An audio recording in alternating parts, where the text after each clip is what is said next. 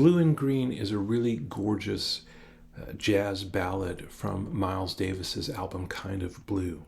That's from 1959. The tune is usually credited to Miles Davis, though I have to believe that Bill Evans, the pianist, also had a hand in it. He played on the recording, and the harmony is very Bill Evans-y, or at least to my ears it is. So I consider this a collaborative tune. In any case, I've worked out 3 different harmonizations of it, and I want to share them with you. It's a pretty short tune, so even though we're going to go through it 3 times, it's not a ton of music. The first way, well, if you have the real book, it'll look something like this in the real book. So the first harmonization actually kept the melody down in that register where it seems to be, even though, as I've mentioned here before, we are almost always going to take a melody up an octave from where you would find it in the real book or similar sorts of charts. That's because the guitar sounds an octave lower than you think it does. So this top space E that we would play here on this note, or maybe here or here, that's really, in actual sound, if you went over to the piano, that's really the first line on the treble clef staff. That's the E just above middle C. Why is the guitar written not in the octave that it sounds, you might wonder? That's so that we can do the whole thing on one staff. A lot of instruments are transposed for that reason, so that you can get most of the music on the staff with a few ledger lines above or below.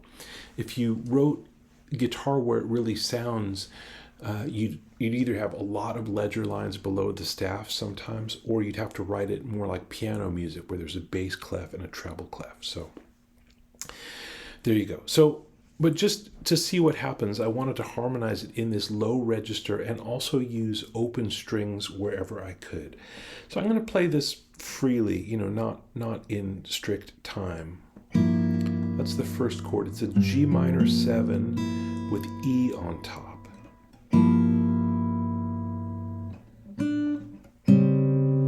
This is A7 sharp 9. I'm not playing the root. You could play that on beat 2 or 3 if you wanted to hear it. So that's the 3rd and the 7 and the sharp 9. So it's kind of a shell chord voicing, but with no root unless you put the root in. D minor, that's just a triad. I know it says D minor 6th in the chord symbol. When we get to the later harmonizations and that A is up here, then we are going to put the 6th below it. But down here, I guess the only way you could really do it would be to put the 6th way down here, and then it stops sounding like D minor. So again, from the top.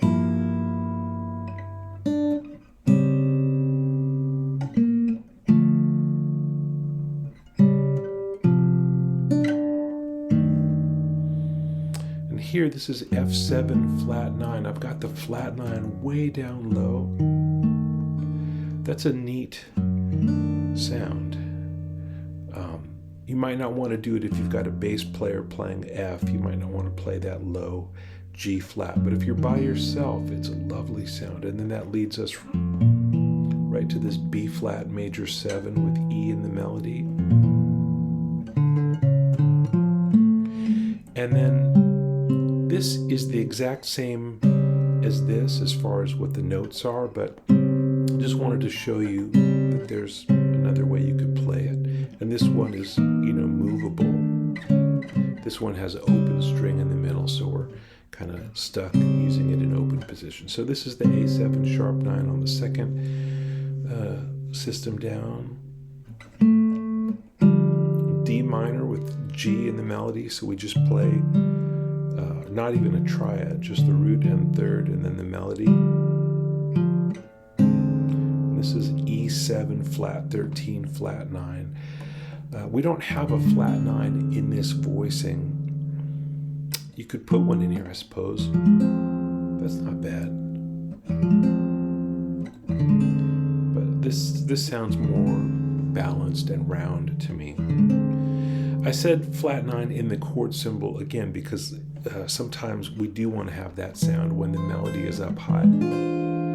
That's a cool sound.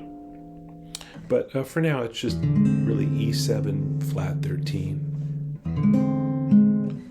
And then this A minor 7 voicing is nice. We've got root 3, 5, 7, 9, just right up the stack there.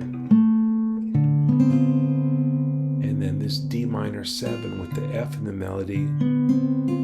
To get some color, I put the 6th and the 7 right next to each other. So one more time, just kind of breezing through it.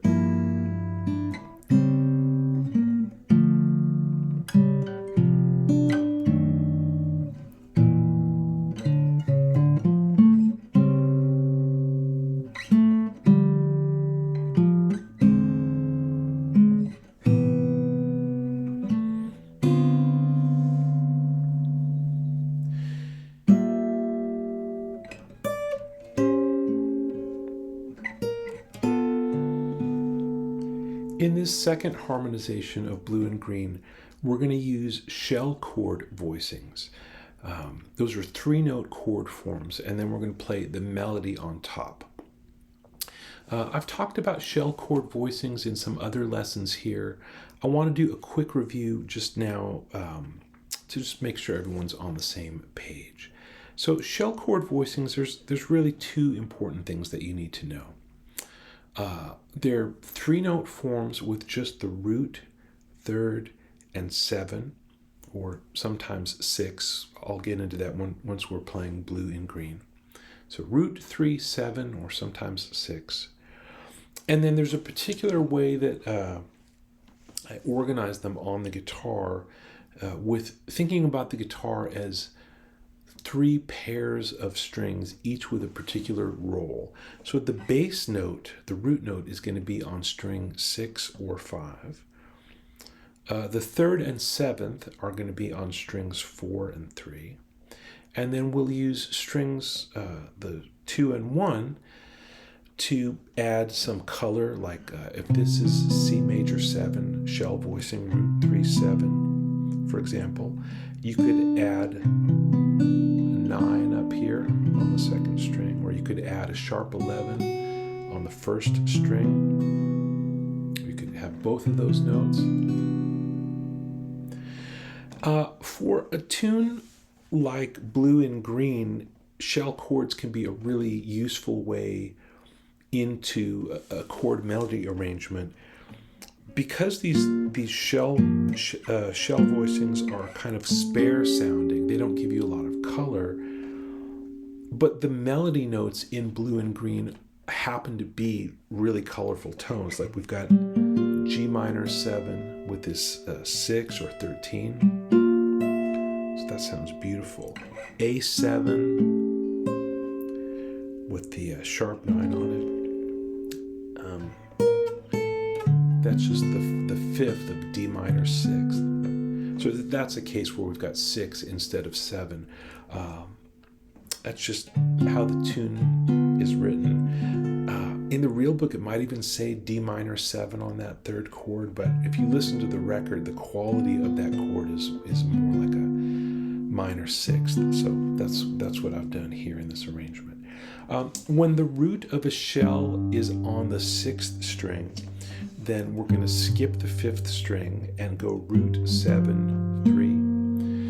And when the root is on the 5th string, we're going to go root 3, 7. That helps us keep the 3 and the 7 on these middle 2 strings. And it just gives everything its own logical place to be. So that's the system we're going to use here. So here it is. I'll play out of time again, freely, but with some forward momentum.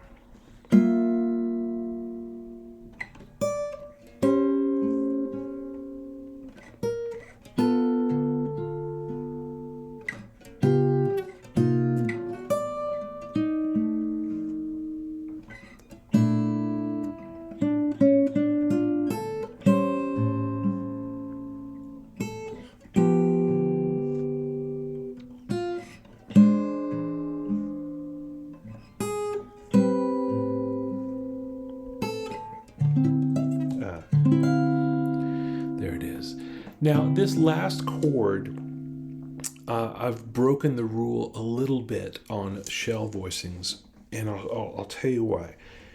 This is the one chord in this whole tune where the melody note is one of the notes that we're using in the shell. The melody note on that D minor 7 is F, up high. I don't really like to have a doubled third. If you like it, that's fine, you can play that. But every other chord in this tune is going to have the richness of 4 different notes. And then if we suddenly have a chord where the melody is one of the notes in the chord, it just sounds less interesting to me. So I substituted out the 2. So now I'm playing root 7, 2, and then high 3. Another solution could be root 7, 5, and 3. That's not bad. Maybe you'll find another solution that you like, but to me this sounded kind of in the spirit of some of the voicings that Bill Evans plays. That D minor 7 with the 2 down below the third sounded like in that spirit to me. A couple other things I did that were a little different is I used the open A for the A7 sharp 9. You could use a fretted version of that, and then that helps you see how that could be a movable form. But the open A I thought was nice because it's just a big round sound. And I did the same thing on the A minor 7 in the last line. So I'll play through this one more time.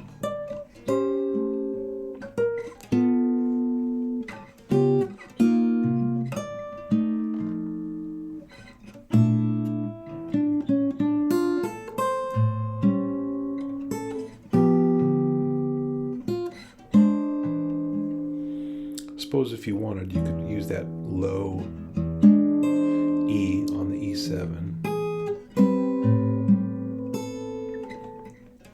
And there it is. Years ago, when I was studying with Ted Greene, there was one particular lesson I remember where he showed me these 3 chord voicings that could be used on dominant chords. And they sounded like magic to me. And all these years later, they still have a magical quality to them. They remind me of Ted. They also are a little bit in the spirit of Bill Evans, which makes a lot of sense for blue and green. Before I get into this last harmonization of blue and green, I want to just show you these voicings that I learned from Ted, and then I'll show you how I incorporated them into my blue and green arrangement. So we're going to learn a dominant 7th chord voicing with the 3rd and the 7th, not on strings 4 and 3 as we did with the shells, but on strings 5 and 4. So let's say we're doing A7. We've then got the 3rd and the 7th here, and we need 3 strings available above that because we're going to put a triad up there. So one thing we could do is put a B triad, and that gives us a Lydian dominant sound. Lydian dominant means dominant chord with 9, sharp 11, and 13. It doesn't have to have all 3 of those extensions, but any combination of those, natural 9, sharp 11, and 13, we call that Lydian dominant. So here I'm thinking A7, and I've got a B triad on top. So that's a major triad, a whole step up from the root.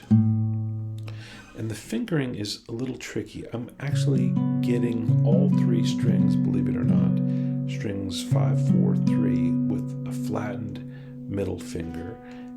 Then I'm using my pinky to get the 4th string. So, right, I'm trying to get my ring out of the way so you don't get confused there. I'm really just using these 2 fingers to get 3 notes. And then F sharp is out here, and D sharp is here. So that could be A, Lydian dominant. That same form could also, if we think about tritone substitution, could be an E flat dominant chord. Sorry, I went off the rails there.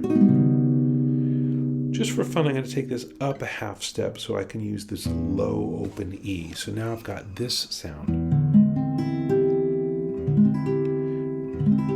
So that's E7, root 3, 7, and then a C major triad. So that's a major triad, you could say 2 whole steps down from the E. C is 2 whole steps down from E. You could also think of it as a major triad built on the flat 13. So E7, what is the flat 13? Is C, so it's a C major triad. And then that would be, that could resolve to some kind of A minor chord. So let's think about this. This is a C triad. We know 3 different ways to play a C triad on these high strings. So let's see if we can put the 3rd and 7 of E7, that's G sharp and D, on the strings below all 3 of those C triads. So we did this one. The next one will be this. So G sharp, D, and then here's our C triad, first inversion C triad. And the reason that these sound a little bit sweet, even though there's a lot of tension in there, is because of these triads. Part of your ear or your brain is telling you, oh, there's something very normal here, even though this is E7, sharp 9, flat 13. We can keep these 2 notes here and put this C triad up here. And again, through tritone substitution, all of these could be B flat 7 chords as well. And then instead of being altered dominant, they would be Lydian dominant, which means they've got sharp 11, 9, 13. Any one of those or any combination of those could be a part of a Lydian dominant. It's a dominant chord with a sharp 11, could also have the 9, could also have the 13. So that's this one, that's this one, that's this one. Oh, sorry. So the E7 chord tends to want to go to A minor, wants to resolve E to A, that's up a 4th. Altered dominant chords tend to move that way. They want to resolve almost like a 5-1 cadence. Well, not almost. They want to resolve as a 5-1 cadence. E7 is 5, A minor could be 1, or A major could be 1, if you like. Whereas Lydian dominant generally resolves down a half step, not by 5th, but down a half step. So B flat 7 gets us also to A major or A minor, or either way. So they resolve differently, those 2 chords, altered dominant, Lydian dominant. So that's the idea. We've got the 3rd and 7th of a dominant chord with this upper structure triad. And now I want to get into that with blue and green, because you're going to see how I've used that here. So we start with this chord, which is a stack of 4ths, G, C, F, B flat. That's just a cool sound, as opposed to like this, which is the shell and the melody. Now we've got this quartal harmony where the things are stacked in 4ths. G to C is a 4th, C to F is a 4th, F to B flat is a 4th. And B flat to E is even a kind of a 4th. Right? It's not a perfect 4th, it's an augmented 4th. And then here's another kind of hard to do on this guitar or any 12-fret guitar, but this is A7, sharp 9. It's also got the sharp 5 or flat 13 in it. So it's like this, but it's got one extra note in it. It's, let's see, F, that's the extra note.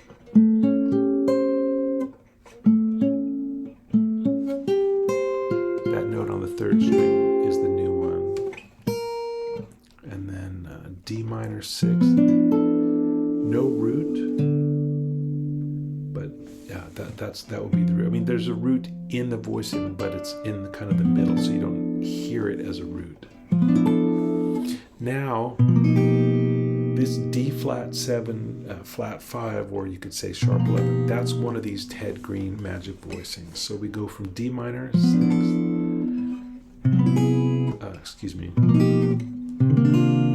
C minor 7, I'm using a bar to get the 11 up there.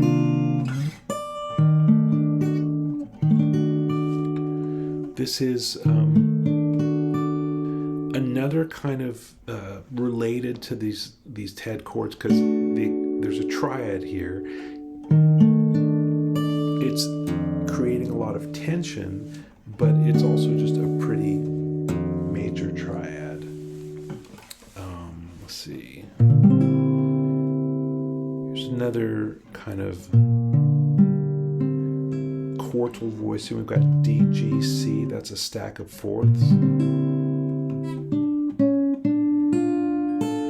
I didn't think of it till just now, but that B flat major 7 has all the same notes as the G minor 6th up here. So this voicing and this voicing, same 5 notes, just in a different order. Ted Greene voicing, that's an F triad over A7.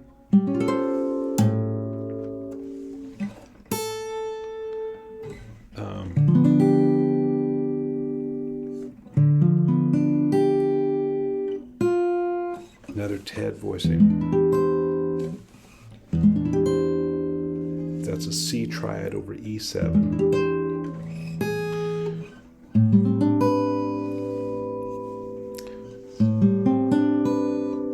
That's a nice sound. Again, that could be, doesn't have to use the open A, but I like it.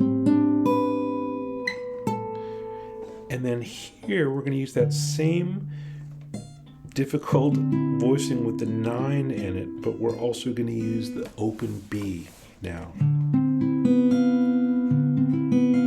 Very much in the spirit of this tune. Not a very movable chord. If you needed to have a movable version of this, I don't know how you could do it. I think at that point I would be inclined to do something like this. Now I'm playing D, C, E, A, F. It doesn't have that B in it anymore, but this is kind of a neat sound. Again, with the 9 below the 3. So I'm going to play this again with less talking. Really hard.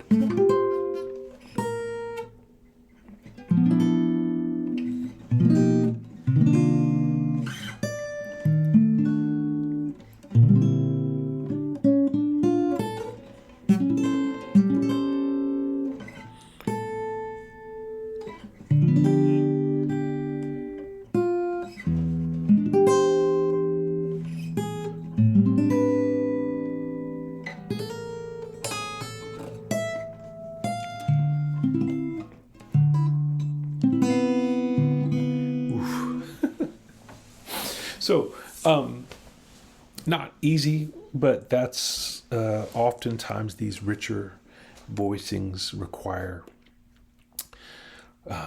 reachier voicings, more reach. So work on these, maybe take one at a time, play the low one and get it up to speed, and then do the shell one and then get that up to speed, and then finally work on this one. Let me know how it goes. If you have questions, I'm always glad to answer, of course. Okay.